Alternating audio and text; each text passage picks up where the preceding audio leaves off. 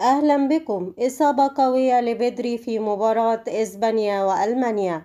في التفاصيل، تعرض بدري لاعب منتخب إسبانيا لإصابة قوية خلال مباراة بلده أمام ألمانيا في إطار مواجهات بطولة كأس أوروبا 2024. وعلى ملعب شتوتغارت أرينا يواجه منتخب ألمانيا نظيره الإسباني في الدور ربع النهائي ليورو 2024. وتعرض بدري للإصابة بعد تدخل قوي من توني كروز في وسط الملعب تسببت في علاج بدري في الخارج.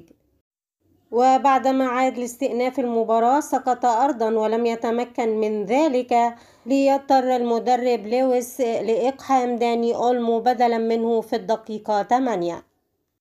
وتمكن منتخب ألمانيا من حسم التأهل للدور ربع النهائي بعد تحقيق الفوز على الدنمارك بهدفين دون مقابل، بينما إسبانيا قلبت الطاولة على جورجيا وحققت الفوز ب4 أهداف لهدف وحيد وحسمت التأهل.